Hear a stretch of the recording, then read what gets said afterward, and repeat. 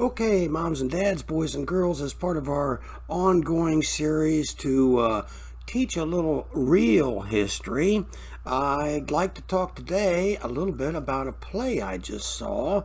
It was about the David Frost Richard Nixon interviews, which were a series of interviews on national TV that occurred after Richard Nixon was forced to resign on August 8th, 1974, as a result of the Watergate Scandal. And of course, today we all call every scandal is a gate now because of Watergate, which was an apartment hotel complex in Washington, D.C.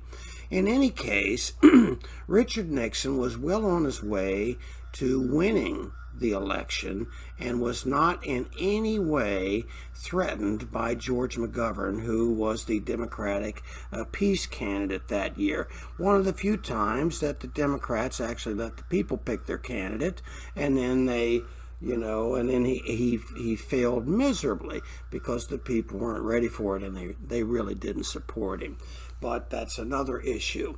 In any case, the Watergate burglary began with a number of ex-CIA thugs that had been involved in the Bay of Pigs invasion of Cuba, and also had been involved in the Kennedy assassination. That's right, folks. It was more than one guy. It wasn't just Oswald, if Oswald was even involved in it. Now, that being said, some of these people had been involved in the Bay of Pigs, which was one of the reasons that the CIA assassinated John F. Kennedy. And the reason was the CIA had worked with these Cuban exiles and had planned to invade Fidel Castro's Cuba, and Kennedy told it the thing was already planned when Kennedy came into office. And Kennedy said that, well, okay, I don't like this, and it can't look like we did it, but if you've got it all planned, go for it. But he told him he wasn't going to use American air power if they got in trouble. And indeed, when they did get in trouble, he didn't use the air power, and all those people got caught up on the beaches, and Castro rolled them up, and they all went to prison, and the CIA was very upset about it. And But Kennedy went before the world and took responsibility for it. But privately, he said he was going to tear the CIA into 1,000 pieces.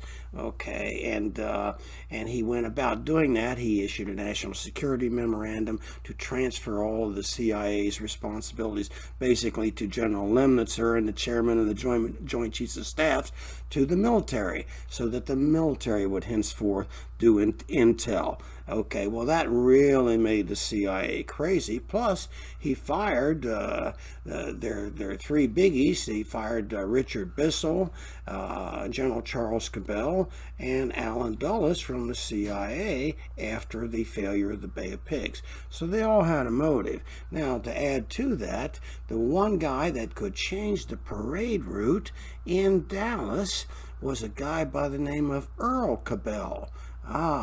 Was he related to General Charles Cabell? You bet he was. He was the mayor of Dallas, and he changed the Kennedy parade route to give him that hard left turn at the last minute, which slowed him down to about 11 miles per hour as he entered the kill zone, which was triangulated fire, a typical military assassination operation done by outside assassins brought in, and probably a few mafia people on the ground, along with George H.W. Bush, who was the CIA manager on the ground and who can be seen standing in front of the school book depository shortly after the assassination in a number of post-assassination photos. That's right, folks, it's true. Now, that being said, all of the Watergate burglars were tied into this Bay of Pigs. Some of them were Cubans, and some of them were CIA people. And among them was a gentleman by the name of E. Howard Hunt. E. Howard Hunt had been the bagman that carried the money to the assassins in Dallas. on the the 2 days before the assassination on November 22nd, 1963. And E. Howard Hunt was also involved in this Watergate burglary. But historically, it's still questionable. The official story is that they were breaking into the Democratic National Headquarters to get some information that Nixon thought that that the Democratic Party had on him, that might cost him the election. What they don't tell you, and what most people don't know, is that Nixon thought that the Democrats had information that could tie him to having knowledge of the Kennedy assassination, and he thought they were ready to use it. So whether or not he directed the Watergate burglars to do it, there was an effort made to break in. These idiots got caught, and they all went to jail. Well, while E. Howard Hunt was in jail, he began to blackmail Nixon. Now, why was he blackmailing Nixon? Well, Nixon really did know about the assassination in advance. A lot of American politicians all met at a big party at the Clint Murchison Ranch outside Dallas on the night before. And Nixon was in town to do a speaking engagement at Coca-Cola. And Lyndon Johnson was there with his mistress of the time, who has also left behind a very wonderful several interviews in regard to that night at the Murchison Ranch, when Lyndon came out and said, after tomorrow, that son of a bitch will never insult me in public again. And the next day, Kennedy was, of course, assassinated. Now, all of them were in on it. Nixon, a characteristic of these big events like this is you always remember where you were when you heard it.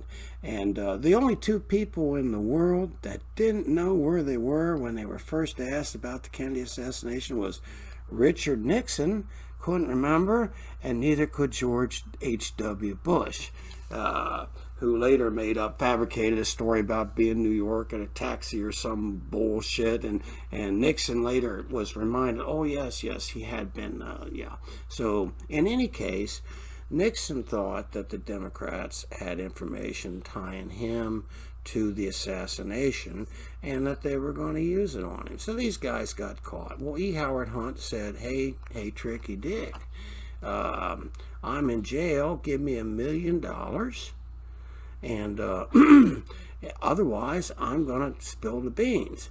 Well, Nixon was beside himself. He's flipping out. He was worried about it because he didn't want to be tied into this thing. He was only peripherally involved, but he was a dirty tricks guy himself. He didn't put any dirty tricks past the Democrats, and he was worried about it, naturally. And Haldeman later, the chief of staff of Nixon, later wrote a book about it and said that Nixon kept saying, they're going to expose that whole Bay of Pigs thing. They're going to expose that whole Bay of Pigs thing. We got to hunt the money.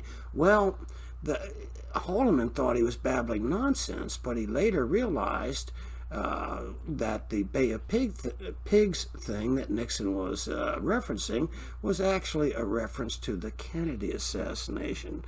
And he couldn't say to Haldeman, but there were other people present that knew exactly what he meant, but Haldeman didn't, but wrote about it in his book. He said that was the Rosetta Stone to the Kennedy assassination.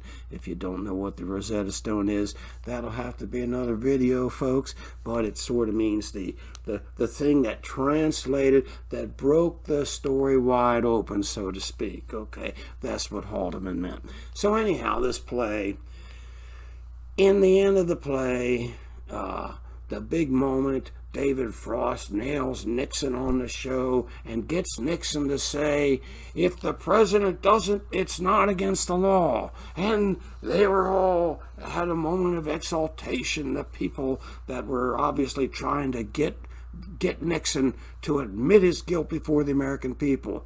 But really, folks, That's false history too. Okay, that's telling you half the story.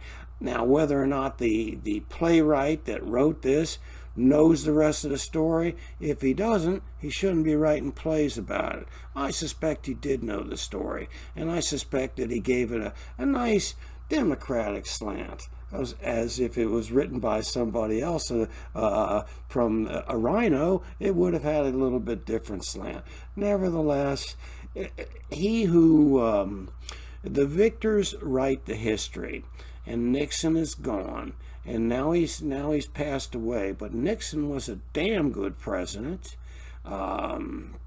He was a crook.